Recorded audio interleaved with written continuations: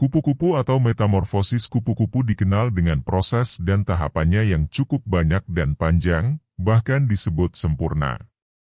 Hal itu terjadi sebelum kupu-kupu memiliki bentuk dan warna yang cantik dan indah seperti yang sering kita lihat.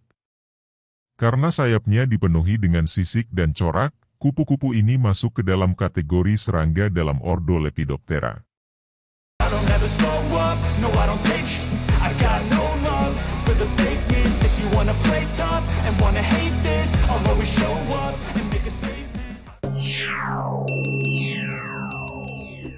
Serangga bersayap indah ini diketahui lebih aktif di siang hari, diurnal, maka dari itu jarang sekali ditemui saat malam hari. Kupu-kupu sendiri memiliki banyak sekali macam dan jenisnya.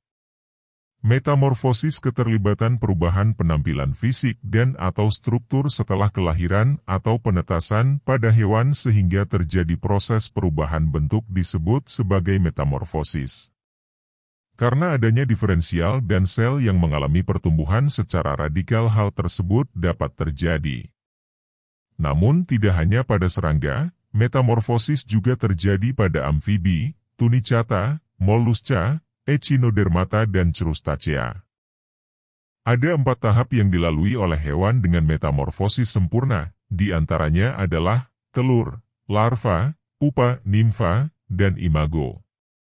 Hewan-hewan yang melalui metamorfosis sempurna antara lain seperti kupu-kupu, katak, nyamuk, dan lalat. Setelah mengetahui tentang penjelasan secara umum dari metamorfosis yang terjadi pada hewan, sekarang mari kita bahas mengenai daur hidup kupu-kupu sebelum terlihat menjadi cantik dan indah. Kupu-kupu sendiri masuk ke dalam golongan hewan yang melalui metamorfosis sempurna, yakni perubahan yang dimulai dari telur, ulat, pupa, kepompong, hingga wujud sempurna. Yang pertama, tahap menjadi telur. Tahap pertama dalam daur hidup kupu-kupu adalah telur. Bentuk pertama saat kupu-kupu lahir ini merupakan wujud paling kecil. Bagian bawah daun menjadi tempat telur ditempelkan saat menetas agar terhindar dari pemangsa. Yang kedua, tahap menjadi ulat. Daur hidup kupu-kupu yang selanjutnya adalah menjadi ulat atau larva setelah telurnya sudah menetas. Warna dan ukuran yang dimiliki oleh ulat sendiri berbeda-beda, hal itu tergantung bagaimana induk dan jenisnya. Ulat memiliki racun yang dapat menimbulkan rasa gatal dan alergi bila terkena kulit. Hal itu dimilikinya guna melindungi dirinya. Bahkan serangga yang ukuran tubuhnya 10 kali lebih besar dari ulat dapat terbunuh dengan racunnya tersebut. Yang ketiga, tahap menjadi kepompong atau pupa. Seperti yang sudah dijelaskan sebelumnya dalam tahap menjadi ulat, bahwa setelah energi yang disiapkan sudah terpenuhi maka ulat akan bersiap untuk berubah menjadi kepompong.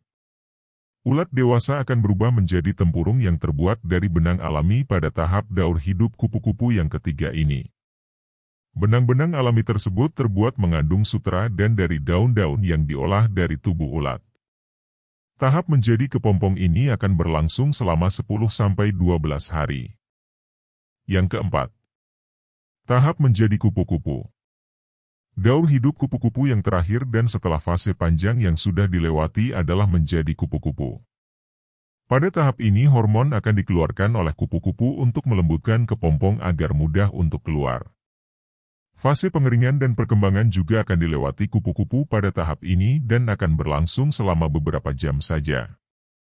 Saat kupu-kupu mengalami fase ini, tidak ada energi yang dimiliki dan sangat menjadi sasaran empuk bagi pemangsanya atau hewan lain.